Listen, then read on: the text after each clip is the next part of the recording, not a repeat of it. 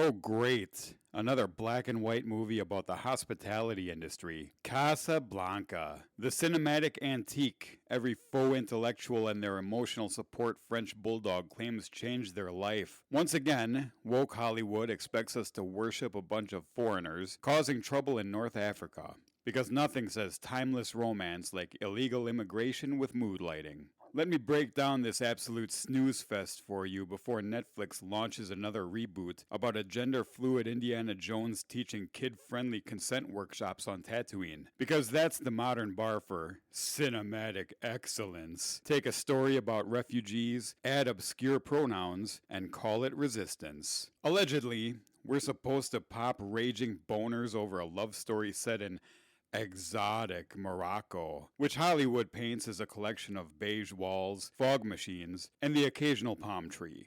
But let's get real. Casablanca is less a city, more a holding pen for sketchy Europeans who didn't make it past Ellis Island, all scrambling for Rick's magical papers. Not rolling papers, you fucking potheads. It's basically a border crisis, 1942 edition. At the center of it all is Rick, the original sad boy entrepreneur. He runs a gin joint where his main hobby is staring blankly across the room like a divorced dad at Chili's. Worst business model I've ever seen. The place is constantly packed with refugees and war criminals drinking expensive booze, but does Rick ever even bother upselling them on appetizers? Nope. Does he diversify into NFTs or at least branded vape pens? Of course not. The man is sitting on a gold mine of drunk refugees, and instead of milking them for profit like a true capitalist, he just sulks and chain smokes. This is the hero we're supposed to admire? More like the original beta landlord. What a fucking loser. Then there's Ilsa,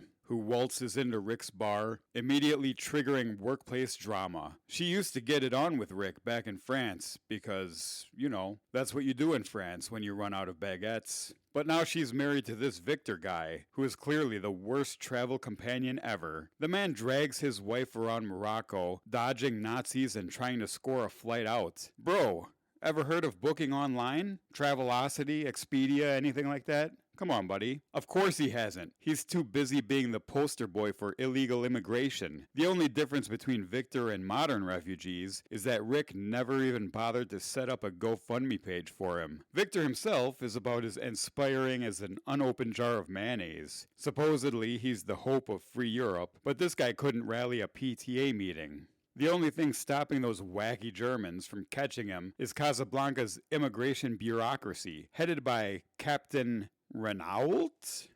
It's fucking French, goddammit. The most inappropriate walking HR violation. He trades travel papers for handy J's and grins like your creepy uncle, but still manages to be the most reasonable character in the film. He's just trying to do his job, keeping the peace, checking papers, making sure the cafe has proper permits. Then everyone acts like he's the villain for following basic bureaucratic procedures. The man's just trying to maintain municipal order in a tourist town. Get off his back. But now let's talk about the villain.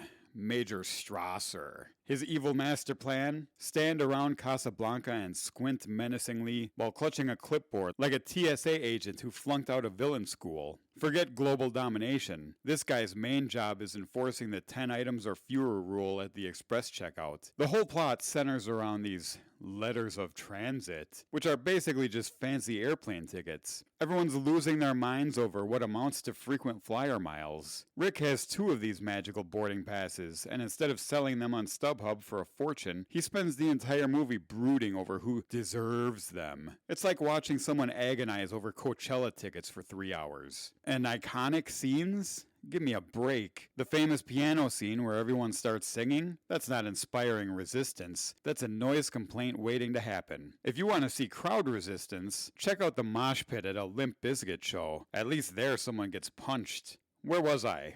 Oh yeah, my man Sam's trying to do his job playing background music, and suddenly the whole restaurant turns into karaoke night. Rick should have shut that shit down immediately. You can't run a classy establishment if customers think that they can just burst into song whenever they feel emotional. And don't get me started on Rick's so-called character development. The guy spends most of the movie moping because his ex showed up at his workplace. Then at the end, He gives away his most valuable assets, those transit papers, for free. That's not noble. That's terrible inventory management. No wonder American businesses were struggling during the Depression if this is how entrepreneurs were running things. But what about that legendary ending, you're probably saying? Well, let's take a look.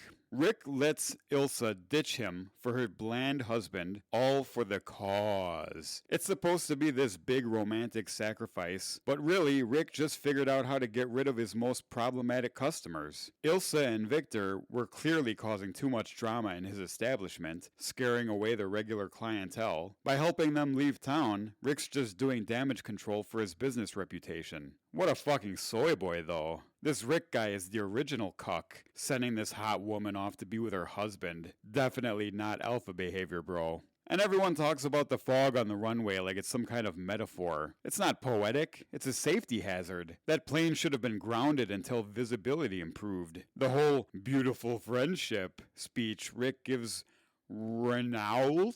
Obviously just woke Hollywood sneaking in their homosexual agenda and friendship pronouns. The cinematography is all shadows and dramatic lighting, which honestly just makes it difficult to see what's happening. Newsflash. Black and white isn't artistry, it's bankruptcy. Half the scenes look like someone is testing out their new humidifier in front of a Home Depot floodlight. Honestly, is Rick running a restaurant or a shitty vape lounge? And that famous line, "Here's looking at you, kid." That's not romantic. That's what you say when you're trying to get a customer's attention to take their order. This guy says it like 20 times in the movie. Give me a fucking break. Music, it's as time goes by, basically elevator muzak to war crimes, 493 times. I counted. After 2 hours, I wanted the piano to burst into flames, or at least switch to playing some Slayer. Theme? Critics spit out words like sacrifice, redemption, and the human heart under stress. Please. It's a story about emotionally constipated adults unable to text each other their feelings. The only real tragedy in this film is that Rick never built a huge wall around his gin joint and made the Moroccans pay for it. Verdict?